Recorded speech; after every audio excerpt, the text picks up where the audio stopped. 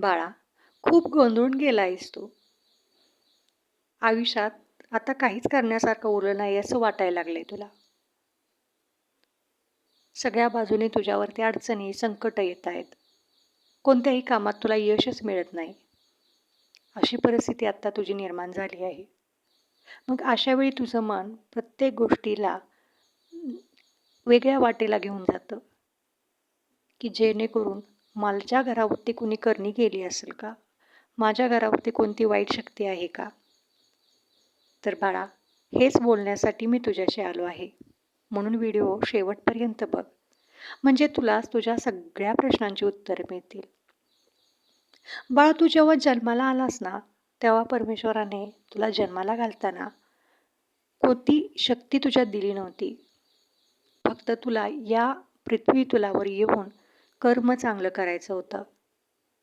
तुला दिलेली बुद्धी, तुला दिलेला आत्मा, तुला दिलेलं विचार करण्याची शक्ती ही तुला वापरायची होती. पण तू जसा जसा मोठा होत गेलास, जसा जसा तुझं वय वाढत गेलं, तसं तसं तू मात्र तुझ्या या बुद्धीचा, तुझ्या या मनाचा वेगळ्या पद्धतीनं वापर करायला सुरू केलास.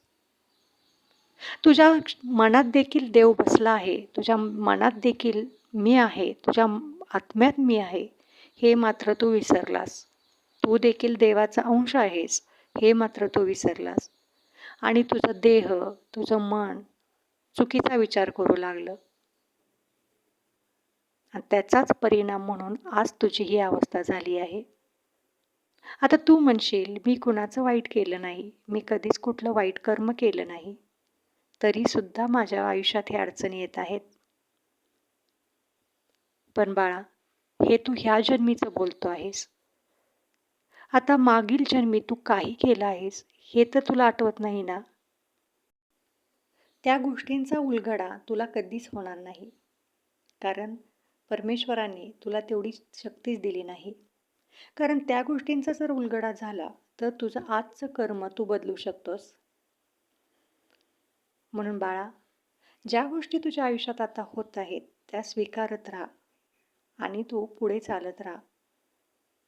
आजचा जो जन्म तुला मिळाला आहे, आजचा जन्म तुला भगवंताने दिला आहे, तो सार्थकी लावायला बघ. कोण जाणे या जन्मावरतीच तुझा पुढचा जन्म अवलंबून असेल. हे ऋण फेडण्यासाठी जर चांगलं काम केलंस तर ते ऋण फेडण्यासाठी तुला पुनर्जन्म घ्यावा लागेल. आणि वाईट कर्म केलंस तरी देखील ते ऋण फेडण्यासाठी तुला पुनर्जन्म घ्यावा लागेल. म्हणून ज्या तुझ्या आयुष्यात अडचणी येत आहेत ते तुझं मागील जन्माचं कर्मच आहे हे लक्षात ठेव. म्हणून इकडं तिकडं सैरभर फिरण्यापेक्षा माझ्या घरात वाईट शक्ती आहे, माझ्यावरती कुणी करणीबाधा केली, असे डोक्यात विचार आणण्यापेक्षा तू जर तुझ्या कर्मांवरती विश्वास ठेवलास, तू जर माझ्यावरती विश्वास ठेवलास, तू जर तुझ्या स्वतःवरती विश्वास ठेवलास, तर बाळा, तुझं आयुष्य खूप कल्याणकारी होईल.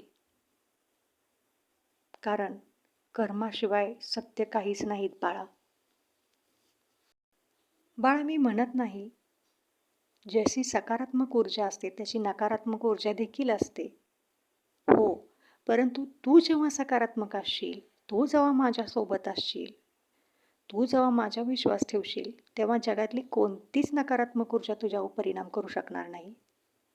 हे लक्षात ठेव. अरे, परमेश्वराला देखील वनवास चुकला नाही. तू तर माणूस आहेस. एवढा मोठा राम अयोध्याचा राजा होता, त्याला देखील वनवास चुकला नाही.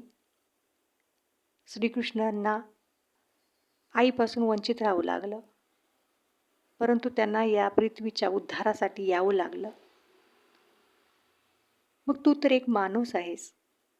मग प्रत्येक गोष्ट जर तू देवावरती लादत बसलास तर तुझा सहभाग कशातच नसणार आहे. बाळा, एक लक्षात ठेव, आपण जे पेरतो तेच उगवतं. त्यामुळे तू काय पेरायचं हे तुझ्यावरती अवलंबून आहे. म्हणून आजचा जो चाललेला आहे तुझ्या आयुष्यातला संकटांचा जो तुझ्या आयुष्यात वादळ आला आहे, ते तुझं मागील जन्माचं कर्म आहे हे समजून घे आणि ते स्वीकारून तू आजचं कर्म चांगलं कर. बघ तुला त्याच्यातून मार्ग नक्की भेटेल. आणि सगळ्यात महत्त्वाचं म्हणजे स्वतःवरती आणि माझ्यावरती विश्वास ठेव. माझं नामस्मरण चालू ठेव. कितीही नकारात्मक ऊर्जा असेल, तर तू जेव्हा नामस्मरण करशील, माझ्यावरती विश्वास ठेवशील, ती तुझा केस देखील वाकडा करू शकणार नाही. म्हणून बाळा, हा जर व्हिडिओ तुला काळजाला भिडला असेल, तर कमेंटमध्ये श्री स्वामी समर्थ लिहायला विसरू नको आणि सबस्क्राईब करायला देखील विसरू नको.